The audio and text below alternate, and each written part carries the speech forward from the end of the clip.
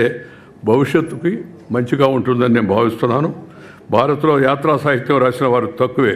తెలుగులో యాత్రా చరిత్రలో ఏనుగుల వీరాస్వామయ్య అని ఆయన రాసిన కాశీ యాత్ర చరిత్ర 1930-31 సంవత్సరంలో చాలా ముఖ్యమైనది. మొదటిది కూడా ఒక రకంగా చెప్పాలంటే యాత్రా సాహిత్యంలో. యాత్రా సాహిత్యం ద్వారా ఆయా ప్రాంతాల విశేషాలు, అక్కడ ప్రజల సాంఘిక సాంస్కృతిక జీవన పరిస్థితులు తెలుగునేటికి అవకాశం ఆధారపడి ఉంటుంది. ఇప్పుడంతా ఫేస్బుక్, ఇన్స్టా, యూట్యూబ్ వంటి సామాజిక మాధ్యమాలు చొచ్చుకుపోతున్నట్టే ఈ రోజుల్లో ఈ ట్రావెల్ బ్యాగ్స్ కూడా వస్తున్నాయి. చూసింది చూసినట్టుగా, ఉన్నది ఉన్నట్టుగా వీటిలో నిక్షిప్తం చేయడం ఒక మంచి పరిణామం అని చెప్పి నేను భావిస్తున్నాను. ట్రావెల్ యాక్ట్స్ వరకు పర్వాలేదు, కానీ ముఖ్యమైన రాజకీయ పరిపాలనా అంశాలు, సమాజాన్ని విస్తృతంగా ప్రభావితం చేసే అంశాలు మాత్రం వక్రీకరణలు, అర్ధసత్యాలు ఇప్పటికి కూడా కనబడుతున్నాయి. ఈ సోషల్ మీడియా మొదట్లో చాలా పాజిటివ్గా ఉండేది. ఇప్పుడు సోషల్ మీడియా కాస్త యాంటీ సోషల్ మీడియాగా తయారైపోతుందని చెప్పి భయం కలుగుతుంది. అలాగే ఇప్పుడు రాబోయే రోజుల్లో ఆర్టిఫిషియల్ ఇంటెలిజెన్స్ అంటున్నారు. అది కూడా ఏం చేయగలదో నాకు అర్థం కాదు. నేను చెప్పాక నాకు అంత పెద్దగా చదువుకున్నవాడిని కాదు నేను. ఆర్టిఫిషియల్ ఇంటెలిజెన్స్లో నేను ఇక్కడ ఉంటే అక్కడ ఉన్నట్టుగా చూపించి ఇంకేదో చేస్తున్నట్టుగా చేస్తే ఏమవుతుంది, దీనికి పరిష్కారం ఏంది, సరైన పద్ధతిలో నడపగలిగితే మంచిదే. ఇప్పుడు సోషల్ మీడియాని కాస్త అదుపులో పెట్టాలనేది కేంద్రం ఏదో కొన్ని తీసుకొస్తుంటే దాని గొడవ చేస్తారు. అంతా కూడా మీరు ఎట్లా కంట్రోల్ చేస్తారని. కంట్రోల్ చేయకపోతే వచ్చే పరిణామాలు ఏందో మీరు చూశారు. ఆంధ్రప్రదేశ్లో ముఖ్యంగా సోషల్ మీడియాని ఎలా వాడుకునేట్టుగా చేశారు. దాని పరిణామాలు ఏమిటి, దాని పరిణామాలు ఇప్పుడు కొంతమంది అనుభవిస్తున్నారు. అదేమంటే మేము అనుకోలేదు, నేను కాదండి, ఆయన ఎవరో ఎక్కడి నుంచో చెప్పాడు, ఆయన చెప్తే నీకు బుద్ధి ఉండబడలే చేయడానికి. సింపుల్. అది వేరే విషయం అనుకోండి. నేను రాజకీయాల్లోకి ఆ వ్యక్తుల గురించి పోను, నేను రాజకీయాల్లో లేను నేను ఇప్పుడు. అందువల్ల నాకు దాని గురించి పెద్ద ఇదే. కానీ జరుగుతున్న విషయాలు వాటి గురించి సహజంగా ఒక బాధ్యత కలిగిన పౌరుడిగా ఆందోళనగా ఉంటుంది. అందువలన చరిత్ర అనేది కేవలం చరిత్రకారులు లేకపోతే రచయితలకు మాత్రమే పరిమితం కాకూడదు. అది సమాజంలోని అందరి యొక్క బాధ్యతగా ఉండాలని చెప్పి నేను భావిస్తున్నాను. చాలా సంతోషం. మంచి పుస్తకం ఆవిష్కరించేటి ఈ కార్యక్రమంలో అందరం కలిసి పాల్గొన్నాం. కేంద్ర ఆర్థిక మంత్రి నిర్మలా సీతారామన్ గారు ఒక మాట చెప్పాలా, ఏంటంటే ప్రపంచమంతా ఆర్థిక వ్యవస్థ చాలా కుదుపులకు లోనైపోతుంది.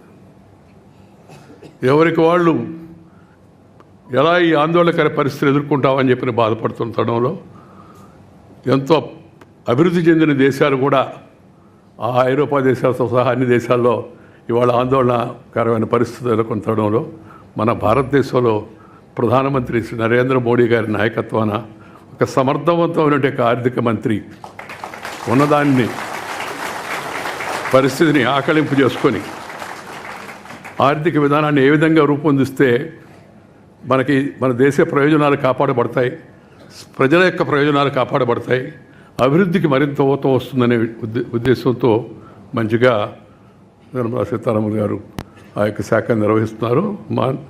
నీకు నా అభినందనలు. ఎందుకంటే నేను ఇప్పుడు అక్కడ చెప్పడానికి సభలో లేను. సభలో ఉన్నప్పుడు కూడా మాట్లాడేదానికి అవకాశం ఇచ్చేవాడినే, కానీ నేను మాట్లాడడం కాదు, చైర్మన్ మాట్లాడడం కాదు కదా, మామూలుగా అందరూ మాట్లాడడానికి అవకాశం కల్పించాలి. ఈరోజు మన రాష్ట్ర ముఖ్యమంత్రి చంద్రబాబు నాయుడు గారు ఉన్నారు కాబట్టి ఒక మాట ఆయన గురించి కూడా చెప్పాల్సి ఉంది. చంద్రబాబు నాయుడు పరిపాలనా అధ్యక్షుడు, దాంట్లో రెండో అనుమానం లేదు ఎవరికి. అభివృద్ధి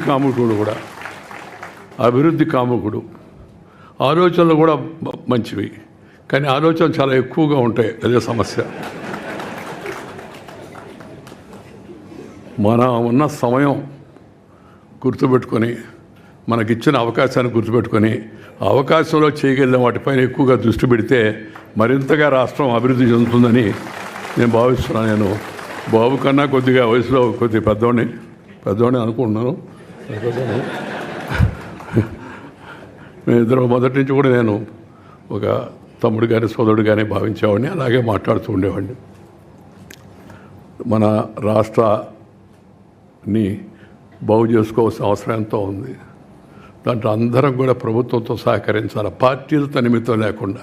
ఎందుకంటే ఆర్థిక వ్యవస్థ చాలా దెబ్బతినిపోయింది. ఇందాక చెప్తూ ఉంటే ఎవరు మన కామెంటేటర్, మన రాష్ట్రం, మన దేశం అని ఎంత పట్టుబడులు వస్తున్నాయని అవన్నీ అసలు లెక్కలన్నీ చెప్పకుండా నిర్మలా సీతారామన్ వింటది, వీళ్ళకి అన్నీ బాగున్నాయి, మళ్ళీ ఇంకేం పర్లేదు అనుకుంటుంది. ఏం చెప్తున్నాను నేను పక్కన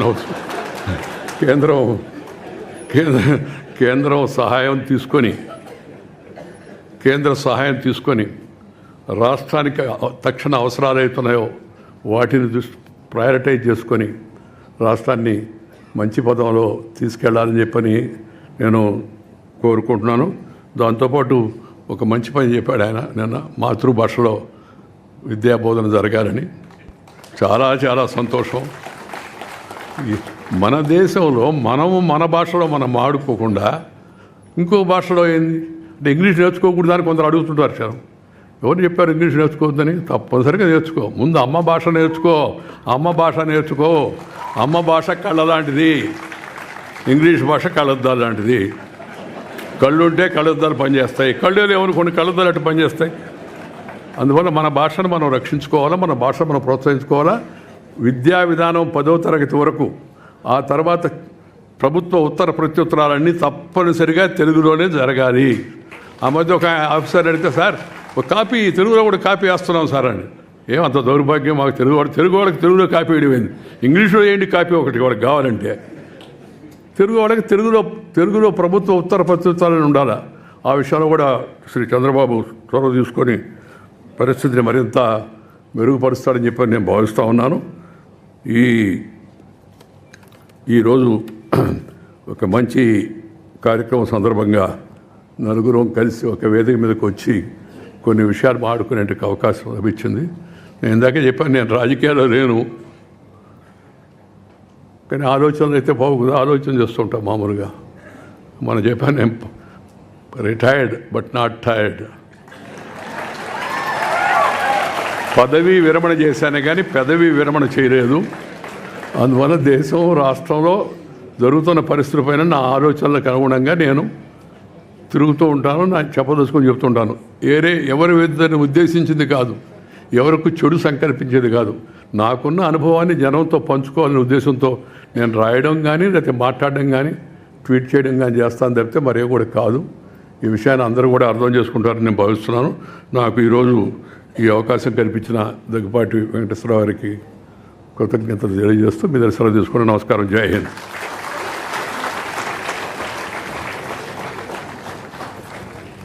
Thank you very much, sir. That was a wonderful speech. Now,